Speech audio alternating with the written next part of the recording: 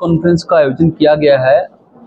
1 महीने बाद चुनाव है और हमारे जनसेवक क्रांति पार्टी में जो कलम जो चुनाव चिन्ह मिला था उसकी गूंज हरियाणा के अलग अलग जिलों में पहुंच रही है और लोग हमें आवेदन कर रहे थे।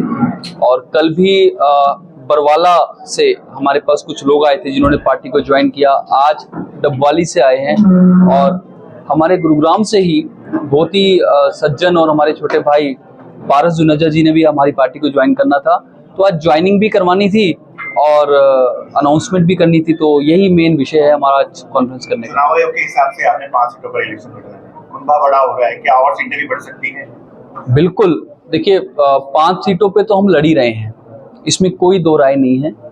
और आने वाले दिनों में मतलब 5 से 6 दिनों में आपको ये मालूम चल जाएगा कि हम हरियाणा की किन किन सीटों पे लड़ने जा रहे हैं। और मैं समझता हूँ हम 10, 15, 20 सीटों तक भी लड़ सकते हैं, ऐसा मेरा मानना है। ऐसे हमारे संगठन, हमारी चुनाव समिति काम कर रही है और हमारे पास अभी प्रेजेंट में 70 से ज़्यादा आवेदन आए हुए हैं, तो जिसकी स्क्रूटनी छटनी चल रही है और उस पर फिर विचार करके ड्यू डिलिजेंस करके उस पर फिर हम उसको। आपकी पार्टी को आवेदन कैसे किया जा सकता है? देखिए हमारे पास एक एप्लीकेशन है, हमारा पार्टी का नंबर दिया गया है, हमारे सोशल मीडिया के माध्यम से भी आवेदन आ रहे हैं, हमारे जो मिस कॉल वाला नंबर है उस पर भी आ रहे हैं। तो अलग अलग तरीके हैं, आवेदन आ रहे हैं। प्रदेश में गठबंधनों का दौर चल रहा है, बसपा का इनेलो से हुआ, जेजेपी का आजाद पार्टी से हुआ, कांग्रेस का आम आदमी पार्टी से होने की संभावना चल रही है, तो ऐसे में क्या जनसेवक क्रांति पार्टी भी किसी गठबंधन क्यों रुख करेगी? देखिए लोग ना इन गठबंधनों से परेशान हो चुके हैं। कई दशकों से हमारे देश की राजनीति गठबंधन से चलती है और जोड़ तोड़ कर करके सिर्फ और सिर्फ आंकड़े बनाने वाला काम ये करते हैं। ये जनता के हित की नहीं सोचते हैं, ये सिर्फ अपना हित सोचते हैं कि किस तरीके से हम सरकार बना लें।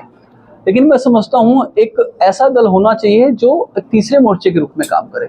तो जनसेवक क्रांति पार्टी का जन्म 3 साल पहले हुआ था और मैं तो इनको ठगबंधन कहता हूँ, क्योंकि ये पहले दुश्मन होते हैं फिर दोस्त बन जाते हैं, पहले एक दूसरे को गाली देते हैं फिर उन्हीं के साथ जुड़ जाते हैं। तो मुझे लगता है ये गलत है और जनसेवक क्रांति पार्टी तो गुड़गांव से बनी है और आगे बढ़ती जा रही है। से ठीक पहले जनसेवक क्रांति पार्टी का स्थापना दिवस है, तो क्या कोई स्पेशल प्लान? हाँ, ये आपने बहुत अच्छा सवाल किया प्रवीण जी।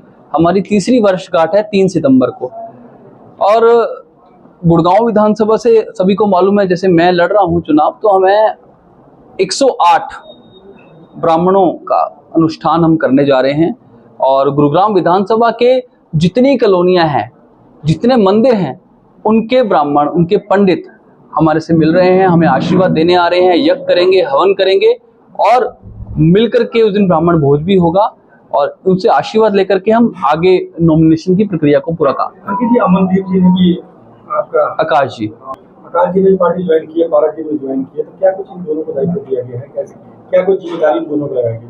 देखिए मैंने ना एक बात की थी, नेतृत्व किसी पद का मोहताज नहीं होता, लेकिन संगठन की संरचना के तहत फिर भी एक दी जाती है जिम्मेदारी। तो पारस जुनेजा जी को हमने हरियाणा का महासचिव बनाया है। युवा हैं, एक अच्छा अनुभव रखते हैं राजनीति का भी और समस्याओं का भी, और हरियाणा को बेहतर तरीके से जानते हैं। युवा साथी जोड़ेंगे और लोग जोड़ेंगे, हरियाणा में काम करेंगे। और डबवाली से आकाश जी को हमने जो उनकी मंडी डबवाली विधानसभा है उनका अध्यक्ष बनाया है। ये डबवाली का संगठन अपने नेतृत्व में तैयार करें।